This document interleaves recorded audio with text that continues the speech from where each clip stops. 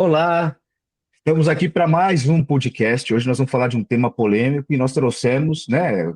Estamos participando eu, Wagner Borges, que sou membro em formação do IGEP. Estamos com a nossa matrona, Simone Magaldi, né? Que é diretora do IGEP, né? E é matrona do Iagore Jung. E com a Alessandra Mavieri, que também é membro em formação do IGEP. E nós vamos falar desse tema que é extremamente polêmico, farmar aura versus fazer alma. Eu acho que é uma oportunidade interessante de a gente entender um pouco a dinâmica sob três prismas distintos, cada um tem uma forma de enxergar, mas é interessante, sobretudo, a gente, durante o nosso processo, olhar para o significado do fazer alma, que é um termo muito importante dentro do universo junguiano. Não é não é um termo trivial, é um termo profundo que tem a ver com a essência do que é a análise junguiana, né? Então, eu vou começar, antes de passar a palavra para elas, eu vou começar falando sobre o que é o termo farmar aura, né? Pelo menos aquilo que a gente buscou entender, e a maior parte das informações que nós obtivemos tratam do termo como algo que surgiu de uma maneira muito aleatória, né? Essa é até a palavra que muitas vezes é usada. Mas a palavra farmar vem dos games, e tem a ver com acumular recursos em alguns jogos, né? Então, no caso, seria uma espécie de acumular aura. Mas o que é a aura, né? Primeiro, nós vamos falar no sentido que, ao que parece, essa juventude está entendendo, e tem muito a ver com uma ideia de. A minha esposa até falou uma coisa interessante, arrasou, que é uma coisa de você, que tem muito a ver com glória, com impacto, com imposição social, né? Então, é uma coisa muito para fora, né? É como se algo de mim permitisse que eu me destacasse socialmente, trouxesse uma energia impactante. Mas Um quando a gente ataque, olha, um ataque epilético. a gente vai chegar lá. Mas quando a gente olha para o dicionário, a gente tem alguns significados. O mais clássico de todos é o significado que vem do latim mesmo, que tem a ver com brisa, um vento brando, agradável, né? E depois passou num processo até de adoção muito pelo mundo místico, com a ideia de essa brisa, desse vento, ele representar a essência de alguém que de alguma maneira emana e as pessoas captam. Mas aí é interessante ver que também existe um termo médico, né, da medicina, que fala da aura como a sensação físico-psicológica que precede um ataque ou uma crise de uma doença geralmente neurológica. E aí cita-se como exemplo, inclusive, a aura epiléptica, né? A enxaqueca com aura. Então, tem vários significados, né? A gente costuma usar mais mesmo no ambiente psicológico essa questão da essência, é o que parece também no Farmar Aura, a ideia é essa. Só que, né, a gente vai entender que existe profundidade e existe um pouco mais de superficialidade. Eu estava conversando aqui com a turma antes da gente começar efetivamente o nosso podcast, e a sensação pessoal que eu tenho, eu vou começar falando do Farmar Aura e vou deixar para a Simone mais à frente falar do Fazer a Alma, é que é algo muito parecido do ponto de vista essencial. Não vamos falar aqui da sofisticação, da elegância, da categoria, como diria meu Nem tio. existe, né? Da, Comprado, né? É um da, ataque. da categoria, tem a impressão de que tem muito a ver com aquele aspecto performático para você se tornar popular e agradável no ambiente colegial, sobretudo, né? Porque é mais a molecadinha de colégio que está fazendo essas coisas, embora, a Simone colocou, tem uma turma aí de cabelo branco e às vezes sem cabelo também fazendo ou participando dos campeonatos de Farmar Aura. Mas é interessante pensar aqui, né, nesse aspecto de como eu enxergo. Eu vejo muito nesse sentido. A sensação que eu tenho é de que essa é uma maneira, dessa turma de hoje, de se tornar popular, né? Tem muito a ver com a ideia da juventude, que dentro do princípio junguiano tem um caráter solar de para fora, de iluminar, e pouco para dentro, pouco autoconhecimento. Então, muito mais, usando um termo junguiano, a persona. O que é a persona? A persona é aquela máscara social, um papel que nós vestimos para desempenhar os relacionamentos sociais em diversos ambientes. Então, a persona profissional, a persona no ambiente familiar, e essa seria uma persona dos jovens no intuito de se destacarem perante os outros. Então, eu enxergo Farmar Aura como parte... Que persona feia! É. Destacar num movimento animalesco, né? Doentio, porque quem já viu, e eu já vi muitos ataques epiléticos, é igualzinho. E eu acho que é falta de respeito com quem tem com autista, com quem tem epilepsia e outras doenças, que tem esse tipo de comportamento, por estarem doentes psiquiatricamente falando. E eles imitando isso, eu acho que é uma falta de ética. Tá? Você sabe se uma coisa que me atravessa, rapidinho para ler falar, é que a sensação que eu tenho é que nós tínhamos, na nossa época, também maneiras de chamar a atenção e se destacar socialmente. Mas eu tenho a sensação de que existia um esforço maior, até aquilo que farmava a aura na nossa época, parece que exigia um pouco mais de habilidade, de esforço. Então, por exemplo, um cara que era bom nos esportes, ele era um cara que era popular, que se destacava, que as pessoas falam, nossa, chegou ele aí, que faz isso, faz aquilo.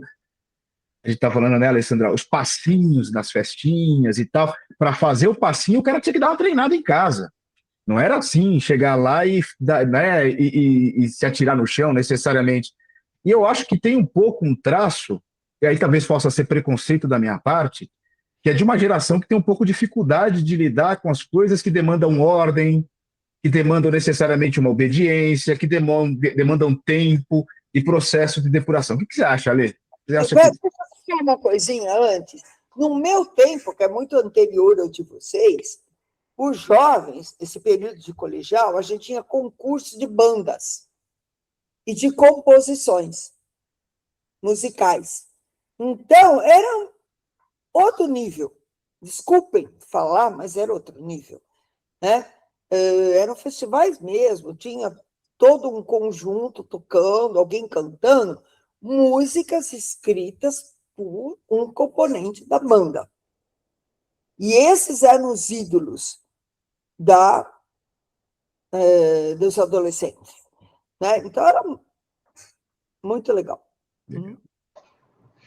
Eu vou pegar um pouco desse gancho que a Cê trouxe, porque, na verdade, quando a gente pensa nesse movimento, a gente pensa no movimento de aprovação externa, né? O Farmar Aura, ele é para o externo, ele não é um movimento interno. E quando a gente faz uma retrospectiva das gerações anteriores, sempre teve. Então, quando a gente olha Beatlemania, né, as pessoas que eram alucinadas pelos Beatles, então, assim, sempre teve um fanatismo. Na minha geração foram os Menudos. A gente era uma coisa enlouquecida pelos Menudos, era aquela coisa, e eu vou dizer, a gente farmava a aura, né, pelos Menudos. BTS lá, os coreanos. Exatamente. Os coreanos do dorama farmam aura para você? Não dos doramas, mas os ARMYs, os BTS, com certeza. Jimmy, é o grande ídolo hoje, Jimmy. E aí a gente vê que às vezes tem reações fanáticas das pessoas, dos adolescentes, por esses extremos, por esses modelos. Mas eu concordo com esse ponto que o Wagner e a Cê trouxeram, que, na verdade, assim, existia uma sofisticação que não existe nesse Farmar Aura atual, né? E, assim, eu sou aqui mãe de adolescentes, sou madrasta de adolescentes também, né? Elas estão todas na faixa dos 13 e 14 anos, e elas, na verdade, rechaçam esse movimento que tem acontecido, né? Elas fazem piada, na verdade, para elas aqui, isso virou como se fosse um meme. Ah, tá farmando aura, não tá? Por quê? Porque não entraram nessa eloquência, nesse movimento que tá, né? O Ale, mas você tem que pensar que a Angelina, é que a Lorena é mais novinha, ainda não é está começando a puberdade agora. Ela é especial, ela é muito inteligente. É intelectualizada, gosto de... Muito pela inteligência. Eu não consigo imaginar a Angelina farmando aura. Não, realmente não. Mas, de fato, o que que eu acho que está por trás disso, gente, que é um cenário que eu acho que é muito contemporâneo, que a gente não viveu, quando a gente farmava a aura, dançando os nossos passinhos ou fazendo os nossos movimentos, a gente estava dentro de um círculo restrito. Então, a gente tinha o nosso grupo de amigos ali, de colegas da escola, né, ou de pessoas mais próximas. A gente brincava na rua, a gente dançava na rua. Então, a gente farmava a aura num universo diferente. Eu acho que tem um agravante, eu vou chamar de agravante, que eu acho que é em todos os aspectos, bem amplo, né? Que são as redes sociais. E eu acho que isso traz um holofote e uma necessidade das pessoas e dos adolescentes, principalmente, pertencerem a esse universo de exposição. E aí eu acho que justifica um pouco desse comportamento dos pais, que é ruim, porque não são só os adolescentes que querem se perceber, pertencer àquele universo. Os pais também querem estar ali na competição para aparecer nas redes sociais como os pais bacanas, que estão formando aura, mais do que os filhos, às vezes, né? E eu acho que isso acaba, na verdade, ultrapassando esse parâmetro do que é razoável e do que é excessivo, né? Porque eles acabam entrando num universo ali que levam as crianças a ter esses comportamentos físicos e assustadores, como se fosse epilepsia, né? Essas coisas caricatas, extremas, que na verdade não tem nada de agradável, né? Quando a gente assiste. E eu acho que aí entra esse aspecto que você falou, que se dissocia completamente da formação da alma. Sim, Quando a gente olha para os nossos adolescentes, a gente quer, além de tudo, a gente respeita essa questão do pertencimento e tudo mais, mas a gente quer que eles transformem a estrutura deles numa formação de caráter, de moral, de integridade, de pertencimento dentro da sociedade, mas a partir de valores que são muito mais essenciais do que esses, né, que a gente tem visto nesses movimentos que são exagerados, né, na minha percepção. é isso aí. Eu sabe Isso. que uma coisa, quando eu tive a ideia, eu que tive a ideia desse podcast, eu queria que estivessem juntos pais e adolescentes. Uhum. A Alessandra falou das filhas dela. Eu quero, Wagner, que você fale do seu filho e das suas filhas. Vamos lá. O meu filho, olha, numa mesa de bar com a Simone ia se dar muito bem, porque ele tem uma visão extremamente crítica. Na verdade, eu fui perguntar para eles, e coincidentemente estavam os três juntos, mas ele não deixou ninguém falar, ele já saiu criticando, né, e fazendo, falando, é tudo doido, é uma coisa de maluco, inaceitável e tal. Mas ele tem 22 anos, e eu acho que também tem uma relação de negar o que eu fui há pouco tempo atrás, sabe? Uma visão crítica, porque eu já sou diferente. Essa turma está vindo de outro jeito e vem de um jeito esquisito na visão dele, então ele já vem com uma série de críticas. As minhas filhas, eu sinto que tem muito mais uma relação com o termo, né? O termo, elas usam o termo, mas elas não, a turma delas não é de fazer essas coisas, de farmar aura. É muito mais um negócio de alguém fazer alguma coisa que se destacou, por exemplo, na escola, tirou uma nota boa, aí usa o termo, farmou aura, não sei o quê, porque o termo entra nesse contexto de se destacou, arrasou, que eram termos que nós usávamos também, né? Mas elas são um pouco mais condescendentes e compreensivas com esse movimento, mas elas não participam também, e para elas, eu sinto que elas não, desculpe o termo, não fede nem cheira, Uhum. né? Então elas têm esse olhar um pouco mais distante, mas o termo é usado, e quando elas usaram o termo pela primeira vez, eu fiquei assustado, eu falei, mas que diacho é isso que eles estão falando, né? E aí elas foram me explicar do que se tratava, porque aí eu falei, poxa, mas a gente tem um monte de termo para isso antes desse daí. Mas entra também um pouco de quererem ser donos de uma nomenclatura, saca? Eu acho que toda geração quer ser responsável. Olha, esse saca é de velho mesmo, né? Então, saca, bicho, morou, né? Todo mundo acha que tem, na sua geração, umas expressões que são muito características, né? E eu acho que o Farmar Aura também tem, além de vários outros aspectos, né? Também tem esse ponto aí, que eu acho interessante. E é muito distinto, eu acho que tem muito a ver com realmente aquilo que a Lei completou, eu falei anteriormente, tem muito a ver com a idade, essa é uma idade para fora. E, de fato, me espantou. A primeira vez que eu vi esse negócio de farmar aura e a pessoa no chão, de fato, me lembrou alguma coisa relacionada a um ataque, uma crise de alguma natureza. E eu não entendi muito bem, porque tem essa conexão com esse movimento, que é o tal do Six Seven. E aí a gente chega num ponto de aleatoriedade muito mais assustador, porque tem um tal de Skrilla, que é um rapper, que teria colocado esse termo no refrão da música dele. Eu confesso para vocês que eu não parei para olhar essa música, nem ler a tradução. E também tem o caso do Lamelo Ball, que é um jogador de basquete dos bons, mas nem é dos mais destacados, ou seja, ele não é de farmar aura na NBA, mas ele às vezes farma, que tem 2 metros de altura, e 2 metros de altura na métrica norte-americana, que é baseada em pés e polegadas, é 6 pés e 7 polegadas.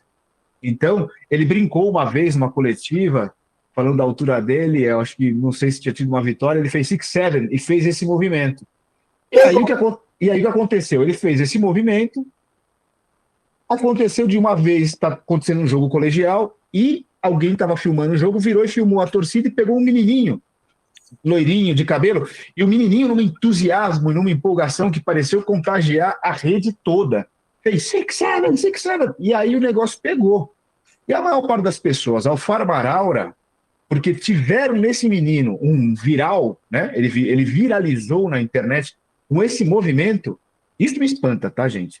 Eu falo, Jesus Cristo, porque eu sou do tempo que o camarada, para fazer fama e sucesso, e se destacar e ser visto como alguma coisa valorizável, ele tinha que ser muito bom, tocar muita música, fazer um negócio. Ele tinha que ser muito virtuoso para ele conseguir chegar no nível de destaque. Tinha que ser um virtuoso. O virtuoso. Aí o menino chega e. Agora não, né? E ele via um negócio. Isso me assusta um pouco, no sentido de que, peraí, o que é, então, se destacar no mundo de hoje? Quais são os predicados que o camarada precisa ter para farmar aura, para se destacar? Porque para se destacar antes, o camarada tinha de ser bom, né? No que fazia, seja lá o que fosse. O camarada tinha que ser bom no que fazia. Ele tinha que ser um bom letrista. Estou pegando aqui muita questão artística e tal, mas em qualquer área. Né? Se a gente for pegar um diplomata, um político, um médico, um jornalista. O Nicoleles, um um cientista. No mundo inteiro. Exato, o cara tinha que ser virtuoso, o cara tinha que ter qualidades, habilidades que foram desenvolvidas a partir, provavelmente, de um talento inato, mas com muito trabalho, né? Porque também existe essa, que me assusta um pouco. Que trabalho o camarada tem para fazer isso aqui e virar um fenômeno? Então, que começou lá com o menino da Tailândia, que estava no barco de corrida, o pessoal remando, e ele na frente, e ele começou a fazer um movimento tal, que não é exatamente só esse, era um movimento diferenciado, que é para estimular o pessoal para ir na frente, porque está ganhando tal. E tem um objetivo ancestral. Né? Nada a ver com farmar aura. Se eles imitassem o menino, de estar lá na torcida, vamos, gente, vocês vão ganhar, bola para frente e tal, mas não. Distorceram que aquele menino não estava farmando aura, ele estava estimulando os remadores. Aí distorceram tudo. Né? Era uma brisa soprando para eles remarem melhor. Né? Não, e é uma coisa muito artística e muito sensível, né? Muito bonita a gente ver a imagem desse garoto, né? Mas quando vocês trazem esses aspectos, eu fico refletindo aqui, né? Além da juventude de hoje não ter os talentos desenvolvidos, como a gente colocou aqui, de ser alguém muito acima da média e tudo mais, a gente vive uma geração, o termo é ruim, mas eu acho que ele é adequado, de uma mediocridade, né? Porque quando a gente olha, fica todo mundo ali no básico, inclusive com relação aos próprios estudos essenciais. Então, hoje é difícil a gente enxergar algum jovem que se desenvolva muito além daquilo que é esperado, né? Do ponto de vista acadêmico, tipo, a gente está falando aqui, tipo, de um jovem como a minha filha, que gosta de estudar, que é estudioso, que se dedica à leitura. Então, assim, o que que eu vejo? Que essas expressões que são físicas exageradas, né, elas talvez venham justamente para tentar encobrir uma mediocridade, na verdade, né, de alguém que não consegue se destacar num outro aspecto, além desse desenvolvimento Fica lento pra físico nada, pega no exagerado. pouquinho, Então, assim, já que desequilibrado. eu não consigo entregar nada, então vou entregar essa reação aqui, estereotipada e tudo, e aqui talvez eu consiga adquirir algum valor, algum senso de pertencimento, né? Então, acho que acaba indo muito por esse lugar. E Compensatório, né, Ale? É um compensatório e de visibilidade, né, Wagner? Porque é o que a gente estava falando hoje em dia, um garoto que vai e faz o Six Seven e aparece ali e viraliza, ele alcança um espaço que alguém que fosse construir um caminho de um repertório intelectualizado, acadêmico, estruturado, vai demorar muito mais do que isso. Então, assim, já que um Six Seven trouxe essa visibilidade, essa expressão de reconhecimento, então, quanto mais eu estribuchar, mais visibilidade, mais Eu vou reconhecimento eu ter. vou ter. agora, Então, agora acho que acaba. Estribuchar. Que é, é o é, que então, o estribuchamento é um negócio. Mas eu quero crer, como sagitariano e otimista que sou, a Simone é ascendente em Sagitário, no fundo tem o otimismo, que nem sempre aparece, mas eu quero crer que porque existe gente talentosa nessa geração. Os talentosos sempre foram, não Sem necessariamente a dúvida. maioria, né? E eu acho que sempre existiu também aquela turma que tinha dificuldade de se encontrar. E aí eu acho que já vamos pegando o gancho para chegar no que a Sil vai falar, que tinha dificuldade, porque quando a gente pensa na persona que a gente falou no começo, que é aquilo que está para fora para me destacar, o papel de uma persona saudável, a gente não vive sem persona. De cara nua, ninguém sai na rua, porque senão não dá, vai assustar muita gente e também pode se prejudicar, né? A gente sabe quem sou eu, não sei. Uma coisa tenebrosa e é uma coisa maravilhosa, como a Simone colocou, né? No fundo, se a gente for, a gente vai chegar nisso.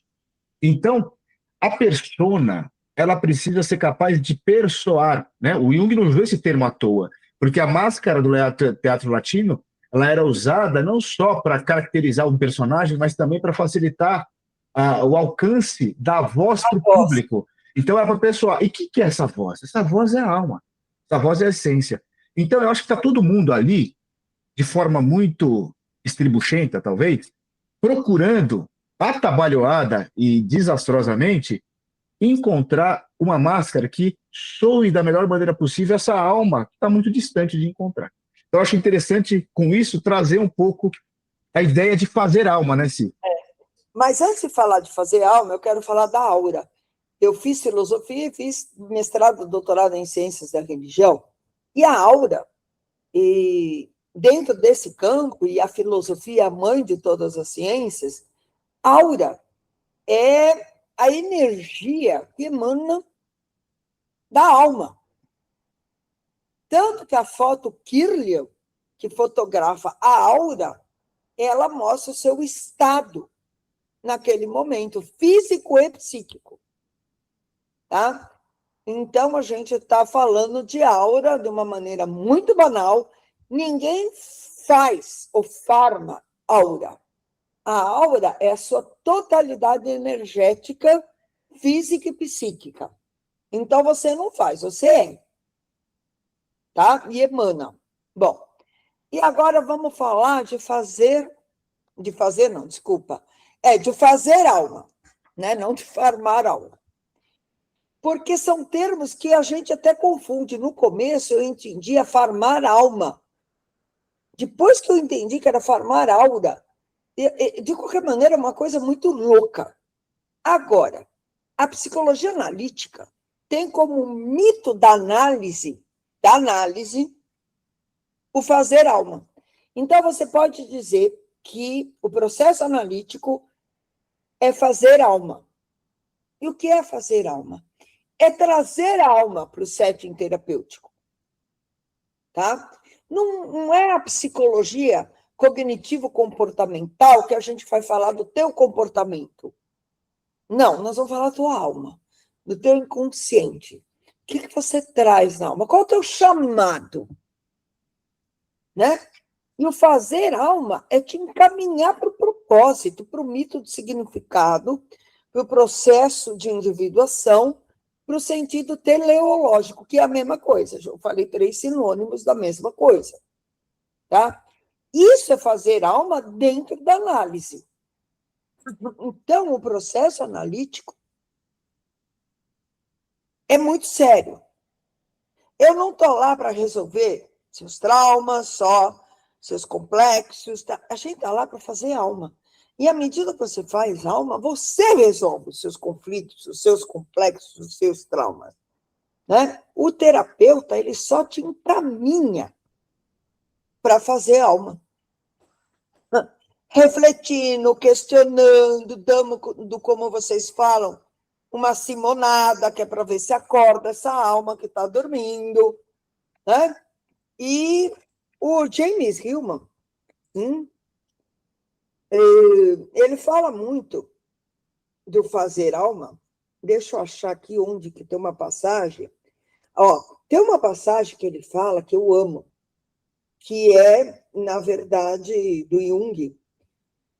O mundo e sua humanidade são o vale de fazer alma. Olha que coisa incrível.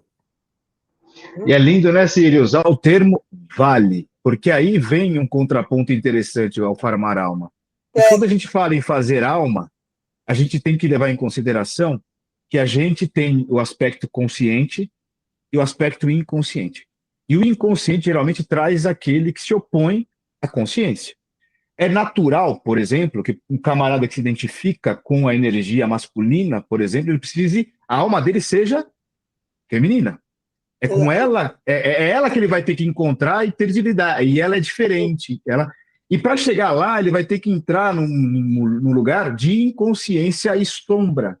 O vale é o lugar de inconsciência e sombra. Então não tem esse glamour solar que o Farmaraura busca, né?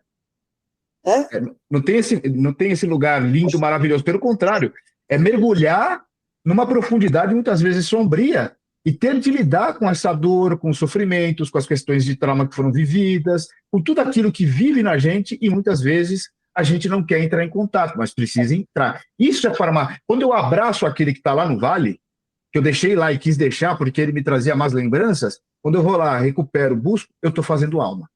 É isso, né, Ci? Mais ou menos. Mas não está farmando aura. Isso te faz diferente. Isso te faz melhor. Isso faz com que a sua aura seja mais iluminada. Na medida que você serve o outro. É esse povo que a gente tem que valorizar. Então, quem é que vai... Sabe, eu acho que isso que tem que ser ensinado para os filhos. Né? Quem é que você vai admirar na escola? Aquele retardado que se joga no chão e fica fazendo assim... Ou alguém que se destaca pela união que ele leva para a classe, da classe com os professores, sabe? Que se destaca. Pessoal, vamos fazer um trabalho, tem uma creche aí que está precisando de ajuda, vamos fazer um bingo, vamos fazer alguma coisa, todo mundo traz alguma coisa. É aquele que serve. Né? E, como disse o Valdemar, quem não vive para servir, não serve para viver. Tá? Então, é isso aí. A alma reflete a aura. Né? E... A aura reflete a alma, né, Ci? A aura reflete a alma, né? E vice-versa. Né? Entendeu? Então, esse opus da psicologia, que é o fazer alma, que é criar a alma, né? Trazer a alma presente no processo analítico, é muito sério. Agora, diz o Jung e diz o James Hillman, né? Você só pode levar o teu cliente... como Jung disse muitas vezes, só podemos avançar com o outro até onde tenhamos avançado nós mesmos.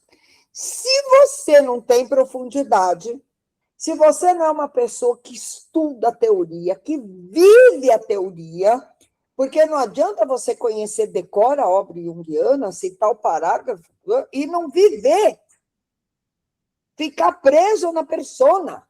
O processo de individuação vai nos despindo das personas. Tá? Então, você não pode chegar com meus 70 anos com um monte de persona que ninguém sabe quem é Simone. Tá certo? Então, assim, para levar alguém, eu tenho que estar na frente, senão eu não posso levar ninguém. Se eu estiver preso numa persona, se eu quiser me destacar, por qualquer coisa que não seja o servir, tá? Eu estou no lugar errado. Essa semana, ontem, eu vi uma fala do Nicoleles, que eu tenho profunda admiração, mais do que por outros neurocientistas que fazem apologia à maconha, etc. e tal, porque a maconha, sim, destrói a camada de mielina dos axônios. Não adianta falar, mas relaxa, mas não. Não, ela destrói a camada de mielina dos axônios, ponto. O que te faz a longo prazo é emburrecimento constante. Né? Mas o Nicolé estava na China, não sei se ainda está, com mais 11 cientistas. E ele pertence à Academia de Ciência de vários países, da França, da China, e é super reconhecido, menos no Brasil. Porque aqui a gente valoriza mais o imbecil do Neymar do que o Nicoleles. E na China, ele falou que ele é reverenciado como se fosse um rei. Ele e os colegas dele, os cientistas, que está tendo lá uma premiação, um reconhecimento, parece que uma condecoração, e diz que quando esse grupo de 12 cientistas saíram do hotel para irem, um senhor hotel, para o lugar da comemoração, eles estavam no ônibus, em Beijing, uma cidade gigantesca da China, pararam, desligaram os faróis, uma cidade gigante de milhões de pessoas, pararam o trânsito, fecharam todos os cruzamentos para o ônibus passar com batedores, livre, como se fosse o Papa, sei lá. Eu estou toda arrepiada, né? Porque esse fez algo. Esse farmou a aura, sei lá que diabo que ele fez. Não só ele, os 12. Sem estribuchar. Sem estribuchar. Né? E ele falou que ele olhava pela janela do ônibus e as pessoas da calçada, em vez de ficarem em pé da vida, porque tinha parado o trânsito, causado congestionamento, estavam batendo palma para eles. Gente, e eles merecem. Quem não merece são uns e outros que você gosta, jogadores de futebol, que, pelo amor de Deus, né? Wagner, que nem... A Alessandra gosta de jogadores. E a hora Vinculou para dentro. Eu sou Haaland agora. O que eu fico pensando é como a gente leva essa geração, né, dos nossos filhos adolescentes para esse lugar do reconhecimento e da visibilidade e da alma, né, sem ter que passar pelo convulsionar, né? Eu acho que esse é um desafio relevante para os pais, né, para a gente olhar para os nossos adolescentes, se aproximar da realidade deles, sem desprezar aquilo que faz parte do repertório e do conhecimento e das referências que fazem parte de qualquer juventude, mas levar eles para um caminho que é esse caminho que a gente busca e que a gente constrói, da individuação e do olhar para o outro de uma maneira muito mais referencial do que eu posso contribuir como ser humano, e como eu posso me destacar a partir de outros talentos que não esses, né? De ter só um reconhecimento vil das redes sociais ali, de me sentir importante em determinado momento, e aquilo é muito passageiro, né? Porque quando a gente olha também para os passinhos, e para a bitomania, e para a minha geração dos menudos e tudo mais, tudo isso passa, e o que fica, efetivamente? Eu acho que... É dos pais. Isso. Porque, por exemplo, quem é que conversa com os filhos sobre o Nicoleles? um brasileiro que tem um desenvolvimento, o que ele faz. A criança é muito nova, ainda não entende. Então, fala para ela que ele criou um robô que na Copa do Mundo do Brasil deu um chute na bola, deu início à Copa, ele construiu um super robô. Né? Esse robô hoje está sendo desenvolvido para quem perdeu um braço, poder ter um braço mecânico, uma perna mecânica. A criança vai entender. Então, esses têm que ser os nossos ídolos. Sabe? Eu quero ser o Nicoleles. É isso aí, e é interessante, né? O que a Alessandra trouxe agora, né? A gente já vai se encaminhando para finalizar, porque eu acho que, além de falar do Nicoleles, talvez o mais importante é que esses pais estejam de fato dispostos a fazer alma.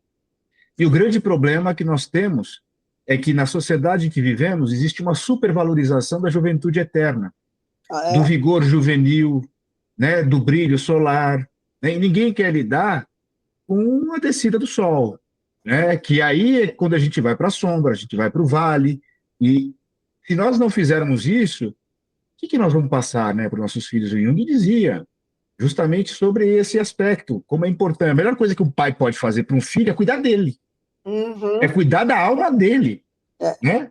Então, cuide bem, né, da sua, porque o filho vai encontrar o caminho que ele precisa encontrar, e a gente tem que ampará-lo na medida do possível. Mas eu acho que pai e mãe são referência. Exatamente. Então, por isso, é isso, criança, minha experiência com 3 filhos é muito clara. Você pode fazer o discurso mais bonito que for para ele. Mas o que é que você está fazendo? Ele sabe. Ele aprende pelo exemplo, ele não aprende pelo quais, Pelo né? discurso, Pela conversa, amor. total. Então é isso, né? Eu queria falar minhas últimas palavras, eu passo para vocês encerrarem. Eu acho que a gente ajudou de alguma maneira, eu espero que sim, a fazer alma. E farmamos aura. Por que não sem estribuchar também, né, Simone? Bom. É isso, pessoal. Valeu, obrigado, agradeço a todos. E Obrigada. passo a bola para a Simone e para a Alessandra encerrarem. Eu acho que a gente distribuiu um pouquinho também aqui, né, levando em consideração os nossos conceitos, as nossas reflexões, mas eu acho que é isso, eu acho que o nosso objetivo como pais, né, de adolescentes nesse contexto, nessa geração tão desafiadora das redes sociais, é ajudá-los a fazer alma, né, fazendo a nossa própria e referenciando para eles aquilo que é relevante, aquilo que eles têm que focar e como eles devem se desenvolver, né, eu acho que é isso. Eu acho que fica o entendimento. Ninguém farma aura. Você faz alma. E a alma vai refletir no brilho da sua aura. É isso. Perfeito. Valeu, pessoal. É isso aí. Bom, última mensagem para vocês. A gente está no Spotify e agora Jung. A gente está no YouTube e também está no Instagram. Claro que para ver o episódio inteiro, Spotify ou YouTube.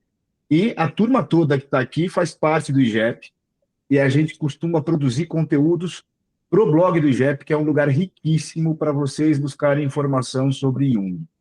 Tá bom? Então é isso. Vamos lá. Até mais, pessoal. Valeu. Tchau, tchau. Tchau, tchau.